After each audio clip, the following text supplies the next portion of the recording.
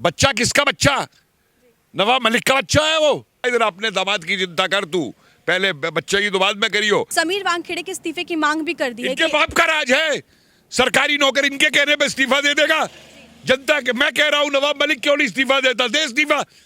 मांग करने से क्या होता है? तमाशा बना रखा है इन्होंने इस देश की राजनीति का। पैसे वसूलने की भी बात भी सामने आई है, उस पर आप क्या कहें? क्या सामने आया मुझे बताइए, कौन सा सबूत है सामने आया है? नवाब के कहने से कि किसी ने पैसे उगाइए, पैसे उगाई हो जाएगी? नवाब कह रहा है सीबीआई करा ले इंक्वायरी। मैं कह रहा हूं नवाब की सीबीआई इंक्वायरी क्यों नहीं करती? इसकी सीबीआई इंक्वायरी होनी चाहिए, नवाब की सीबीआई इंक्वायरी होनी चाहिए कि इसके विदेशी क्या लिंक है, किसके कहने पे चिल्ला रहा है और बोल रहा है एक मंत्री होते हुए। इनका सारा डर ही यही है कि अब जब ये राज खुल के सामने आने शुरू हो गए हैं तो ये इनका सबका वही हाल होगा जो वो अनिल देशमुख का हुआ है। अब जितने ड्रग्स में पकड़े जाएंगे ना, उन सबको मिल गया है कि कहाँ कहाँ जाना है, कि बेल के लिए 1 लाख रुपए लेना हो तो जूही चावला पे चले जाना, हल्ला मचवाना हो तो नवाब मलिक से हल्ला मचवाना। समझे? अरे क्या है बॉलीवुड? कोई रजिस्टर्ड बॉडी है, कोई ट्रस्ट है बॉलीवुड? कहां से नाम आया है बॉलीवुड? नमस्कार, आप देख रहे हैं ओ न्यूज़ हिंदी और मैं हूं आपके साथ आयुषी श्रीवास्तव। एक तरफ जहां आरिन खान जेल से बाहर आ चुके हैं तो वहीं दूसरी तरफ अब समीर वानखेड़े एक के बाद एक लगातार फंसते जा रहे हैं। आपको बता दें अब नवाब मलिक का नया बयान सामने आया है। नवाब मलिक ने कहा है कि समीर वानखेड़े पर सीबीआई जांच हो। इसी मुद्दे पर हमारे साथ ज़्यादा बातचीत करने के लिए political analyst professor Kapil Kumar ji मौजूद हैं। सर बहुत बहुत शुक्रिया हमारे चैनल के साथ जुड़ने के लिए। सर आप इस चीज़ को किस तरीके से देखिए? पहली बात तो ये जो कि समीर फंसते जा रहे हैं ये बकवास है जी। और जितनी मर्जी ये कोशिश कर लें इनके खिलाफ फेक डॉक्यूमेंट बनाने की, समीर कोई फंसने वाले नहीं है। क्योंकि अगर समीर के उसमें ज़रा भी वो कोई कमी होती तो इस तरीके से ना तो उनका परिवार डिफेंड करता आकर के और ना वो डिफेंड करते आके, वो बड़ी क्लियर है बात उसके अंदर। और दूसरी बात जो आप कह रहे हैं, नवाब कह रहा है सीबीआई करा ले इंक्वायरी। मैं कह रहा हूँ नवाब की सीबीआई इंक्वायरी क्यों नहीं करती? नवाब की एनआईए इंक्वायरी क्यों नहीं करती? इसका दामाद जब पकड़ा गया था ड्रग्स के अंदर, तब नवाब ने क्यों नहीं कहा सीबीआई इंक्वायरी हो? ड्रगियों को खुद बचाता है, अपने रिश्तेदारों को ड्रगियों को बचाने में लगा है। जरा सीबीआई इंक्वायरी हो कि नवाब का जो दामाद था वो कहाँ से ड्रग खरीदा था, या खुद ड्रग का पेडलर था, या खुद ड्रग का धंधा चलाता था। इसकी सीबीआई इंक्वायरी होनी चाहिए, नवाब की सीबीआई इंक्वायरी होनी चाहिए कि इसके विदेशी क्या लिंक है, किसके कहने पे चिल्ला रहा है और बोल रहा है एक मंत्री होते हुए। ये मंत्री है, ये इसको अकल नहीं है? झूठे एनोनिमस लेटर्स को उठा करके ये साक्ष्य प्रस्तुत कर रहा है। सर उन्होंने तो यहाँ तक कह दिया था कि बच्चा बाहर आ गया, सच्चाई की जीत हो गई। बच्चा किसका बच्चा? नवाब मलिक का बच्चा है वो। अरे मैं उसको हिंदू मुस्लिम नहीं मान रहा हूं, ना शाहरुख को मान रहा हूं।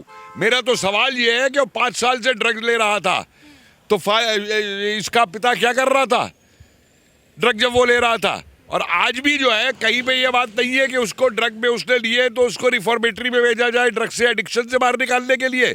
और नवाब मलिक का बच्चा बाहर आ गया है।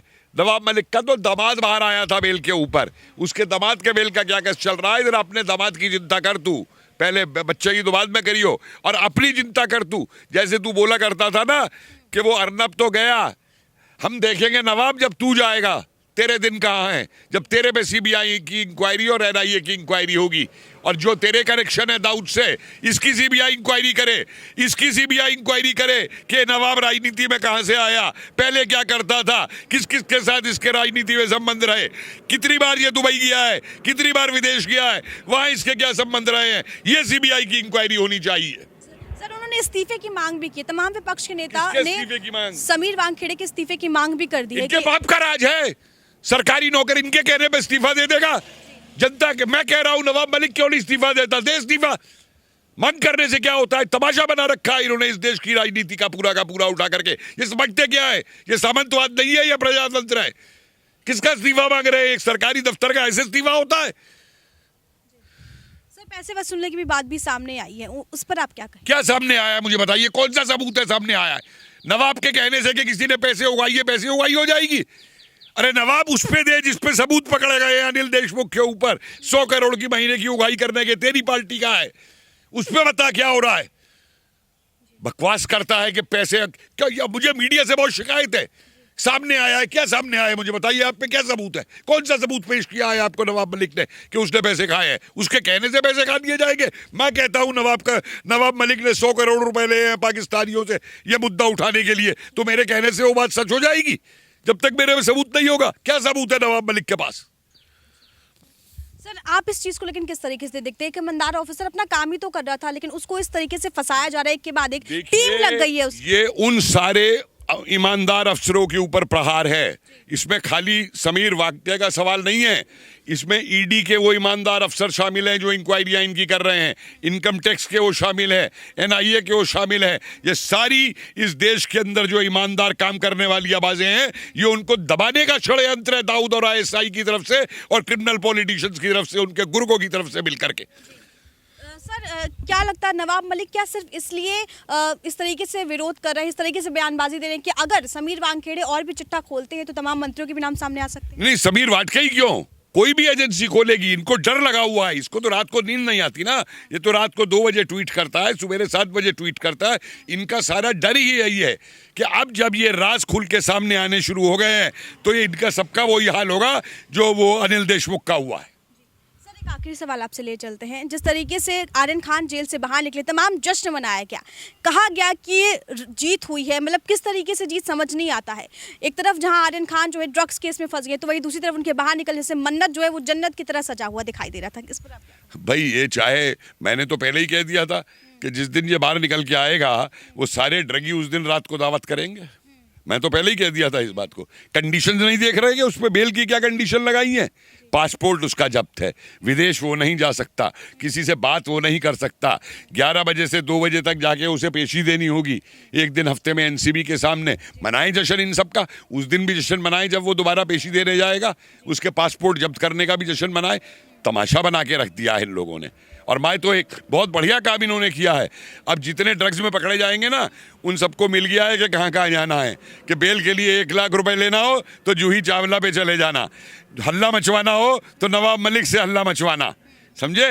ये सारे इन ड्रगीज को रास्ता खोल के दे दिया है इन्होंने एक पूरा का पूरा। सर कहीं ना कहीं अब खौफ पैदा हो गया है बॉलीवुड के अंदर कि अगर ड्रग्स केस में फंसोगे तो जाओगे, जेल में जाओगे, अंदर जाओगे, पता नहीं क्या क्या होगा। देखिए ये वही बॉलीवुड है जिसने सुशांत के केस में सुशांत को ड्रगी साबित कर दिया था, हैं? और आज जब और इनके ड्रगी पकड़े जा रहे हैं तो इनको परेशानी हो रही है, इनको आफत आ रही है।